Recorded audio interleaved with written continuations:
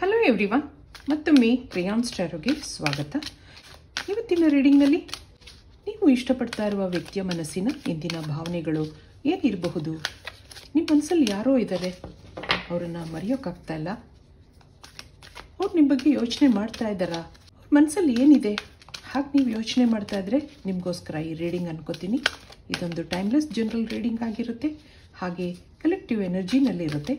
ಯಾರ್ಯಾರು ನನಗೆ ಸಬ್ಸ್ಕ್ರೈಬ್ ಮಾಡ್ತಾ ಇದ್ದೀರಾ, ಕಮೆಂಟ್ಸ್ ಮಾಡ್ತಾ ಇದ್ದೀರಾ, lot of thanks to you.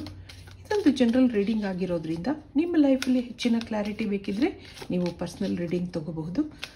ಹಾಗೆ ನನ್ನ ಹಳೆಯ ವಿಡಿಯೋಗಳನ್ನ ಸಹ ನೋಡಬಹುದು. ಇದು ಟೈಮ್ಲೆಸ್ ಆಗಿರೋದ್ರಿಂದ ನೀವು ಯಾವಾಗ ನೋಡಿದ್ರೂ ಅನ್ವಯಿಸುತ್ತೆ. ಇದೊಂದು ಕರೆಂಟ್ ಫೀಲಿಂಗ್ ಸೆಕ್ಷನ್ ಆಗಿರುತ್ತೆ. ಅವರ ಇಂದಿನ ಮನಸ್ಸಿನ ಭಾವನೆಗಳು ಏನಿರಬಹುದು? ಟ್ರಸ್ಟ್ ಬರ್ತದೆ, ಮತ್ತೊಂದು ಸಪೋರ್ಟ್, ಹಾಗೆ ರೀಚ್ ಔಟ್. ಬಾಟಮ್ನಲ್ಲಿ ಏನಿದೆ? ರಿಲೇಷನ್ಶಿಪ್ಸ್. ಇಲ್ಲೇನೋ ಅಟ್ಯಾಚ್ಮೆಂಟ್ ಇದೆ, ತುಂಬ ದಿನದ ಫ್ರೆಂಡ್ಶಿಪ್ ಇದೆ. ಅವರ ಭಾವನೆಗಳು, ಅವರ ಯೋಚನೆಗಳು ನಿಮ್ಮ ಮಿರರ್ ಇಮೇಜ್ ಆಗಿರೋದ್ರಿಂದ ನೀವು ಅವ್ರಿಗೆ ಕನೆಕ್ಟ್ ಆಗಿದ್ದೀರಾ ಅಂತ ಅನ್ನಿಸ್ತಾ ಇದೆ. ನೀವೇನು ಯೋಚನೆ ಮಾಡ್ತೀರೋ, ನಿಮ್ಮ ಭಾವನೆಗಳು ಏನಿದೆಯೋ ಹಾಗೆ ಅವರು ಯೋಚನೆ ಮಾಡ್ತಾರೆ. ಇಬ್ಬರದ್ದು ಸೇಮ್ ಫೀಲಿಂಗ್ಸ್ ಇರೋದ್ರಿಂದ ನೀವು ಕನೆಕ್ಟ್ ಆಗಿದ್ದೀರಾ ಅನ್ನೋದಿದೆ. ಇಲ್ಲಿ ಆತ್ಮೀಯತೆ ಬೆಳೆದಿದೆ, ತುಂಬ ದಿನದ ಫ್ರೆಂಡ್ಶಿಪ್ ಇದೆ, ಹಾಗೆ ನಂಬಿಕೆನೂ ಇದೆ. ಇಲ್ಲಿ ಮುಂದೆ ಏನಿದೆ ನೋಡೋಣ. ಇಬ್ಬರೂ ಇಲ್ಲಿ ಸೋಲ್ ಜರ್ನಿನಲ್ಲಿದ್ದೀರಾ. ಹಾಗಿರೋದ್ರಿಂದ ನಿಮ್ಮ ಯೋಚನೆಗಳು, ನಿಮ್ಮ ಸ್ವಭಾವಗಳು ಒಂದೇ ಥರ ಅನ್ನಿಸ್ತಾ ಇದೆ. ಇಲ್ಲಿ ಈ ವ್ಯಕ್ತಿ ಲಾಜಿಕ್ಕಾಗಿ ಥಿಂಕ್ ಮಾಡ್ತಾರೆ ಅನ್ನೋದಿದೆ. ಕೆಲವರು ವ್ಯಕ್ತಿಗಳು ನಮ್ಮ ಜೀವನಕ್ಕೆ ಬರ್ತಾರೆ, ಅಲ್ಲಿ ಬೇರೆ ಬೇರೆ ಥರ ಕಾರಣಗಳಿರುತ್ತೆ. ಕೆಲವರು ಸ್ವಲ್ಪ ದಿನ ಫ್ರೆಂಡ್ಶಿಪ್ ಕಂಟಿನ್ಯೂ ಮಾಡ್ತಾರೆ, ಆಮೇಲೆ ಮೂವ್ ಆನ್ ಆಗಿಬಿಡ್ತಾರೆ. ಕೆಲವರು ಒಂದು ಒಳ್ಳೆ ಫ್ರೆಂಡ್ಶಿಪ್ನ, ರಿಲೇಷನ್ಶಿಪ್ನ ಮೇಂಟೈನ್ ಮಾಡ್ತಾರೆ throughout our entire life ಅನ್ನೋದಿದೆ.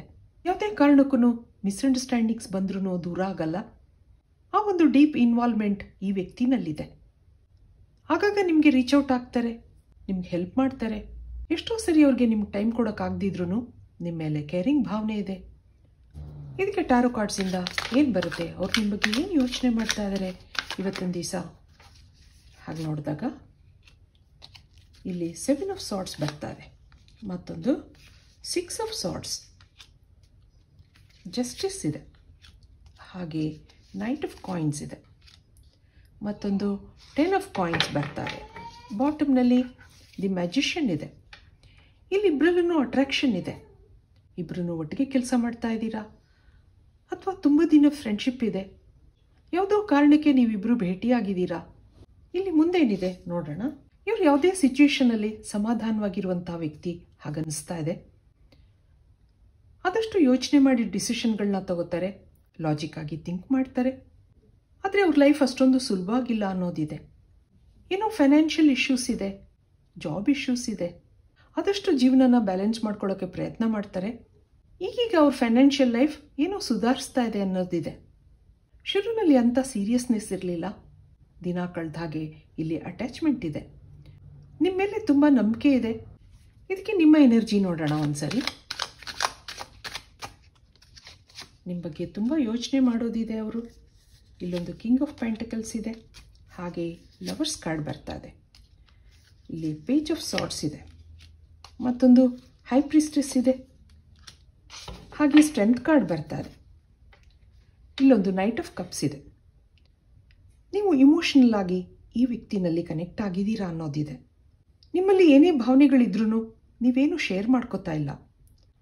ನೀವೊಂದು ಸೈಲೆಂಟ್ ಆಗಿರುವ ವ್ಯಕ್ತಿ ಅಂತ ಅನ್ನಿಸ್ತಾ ಇದೆ. ಯಾವುದೇ ನಿಮ್ಮ ಮನಸ್ಸಿನ ಭಾವನೆಗಳನ್ನ ನಿಮ್ಮ ಸ್ವಭಾವದಲ್ಲಿ ತೋರಿಸ್ಕೊಳ್ಳಲ್ಲ. ಆದಷ್ಟು ಸೈಲೆಂಟ್ ಆಗಿರೋಕ್ಕೆ ಪ್ರಯತ್ನ ಮಾಡ್ತೀರಾ. ಆದರೆ ಆಗಾಗ ಸಿಟ್ಟು ಬರೋದಿದೆ ನಿಮಗೆ. ಈ ವ್ಯಕ್ತಿನ ನೀವು ಇಷ್ಟಪಟ್ಟಿದ್ದೀರಾ, ಅಲ್ಲೊಂದು ಮರೆಯಲಾರ್ದಂಥ ಭಾವನೆಗಳು ಡೆವಲಪ್ ಆಗಿದೆ.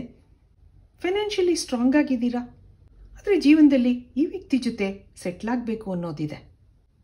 ಇಬ್ಬರಿಗೂ ಮ್ಯೂಚುವಲ್ ಫೀಲಿಂಗ್ಸ್ ಇದೆ, ಆದರೆ ನೀವು ಹೆಚ್ಚು ಸೈಲೆಂಟ್ ಆಗಿರ್ತೀರಾ ಅನ್ನೋದಿದೆ. ಅವರನ್ನು ಆದಷ್ಟು ಅಬ್ಸರ್ವ್ ಮಾಡ್ತೀರಾ, ಅವ್ರ ಭಾವನೆಗಳನ್ನ, ಅವ್ರ ಮನಸ್ಸಲ್ಲಿ ಏನಿದೆ ಅನ್ನೋದನ್ನು ತಿಳ್ಕೊಳ್ಳೋ ಪ್ರಯತ್ನ ಮಾಡ್ತೀರಾ. ಆಗಾಗ ನಿಮಗೆ ಕನ್ಫ್ಯೂಷನ್ಸ್ ಇರುತ್ತೆ, ಆದ್ರೂ ಈ ರಿಲೇಷನ್ಶಿಪ್ನಲ್ಲಿ ನೀವು ಸ್ಟ್ರಾಂಗ್ ಆಗಿ ನಂಬಿಕೆ ಇಟ್ಕೊಂಡಿದ್ದೀರಾ.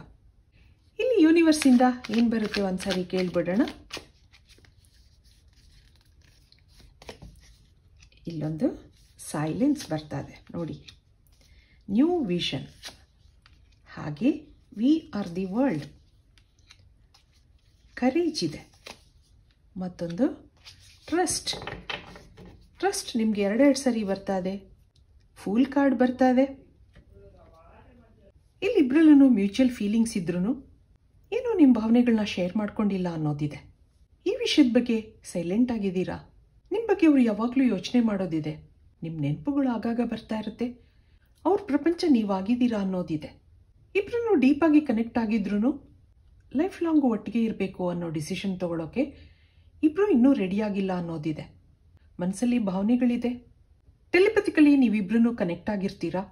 ನೀವು ಯಾವಾಗ ಅವ್ರನ್ನ ನೆನಪಿಸ್ಕೋತೀರೋ ಆಗ ಅವರಿಂದ ನಿಮಗೆ ಕಾಲ್ ಬರುತ್ತೆ ಅಥವಾ ಮೆಸೇಜ್ಗಳು ಬರುತ್ತೆ. ಇಲ್ಲಿಬ್ರಿಗೂ ಸೋಲ್ ಕನೆಕ್ಷನ್ ಇರೋದ್ರಿಂದ ಇಮೋಷನಲ್ ಆಗಿ ಸ್ಪಿರಿಚುವಲ್ ಆಗಿ ಕನೆಕ್ಟ್ ಆಗಿರ್ತೀರಾ. ಇದಕ್ಕೆ ಏಂಜಲ್ಸಿಂದ ಏನು ಬರುತ್ತೆ ಒಂದ್ಸರಿ ಕೇಳಿಬಿಡೋಣ.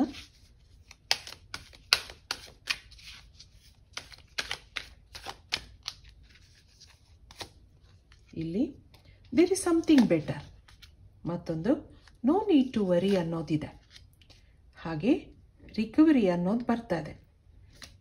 ಇಲ್ಲಿನ ಕಾರ್ಡ್ಗಳ ಪ್ರಕಾರ ಮುಂದೆ ಗ್ರ್ಯಾಜುವಲ್ ಆಗಿ ಇಂಪ್ರೂವ್ಮೆಂಟ್ಸ್ ಬರ್ತಾ ಹೋಗುತ್ತೆ. If you believe in angels, if you believe in God, ಈ ರಿಲೇಷನ್ಶಿಪ್ನಲ್ಲಿ ಸಮಥಿಂಗ್ ಬೆಟರ್ ವಿಲ್ ಹ್ಯಾಪನ್ ಅನ್ನೋದು ಬರ್ತಾ ಇದೆ.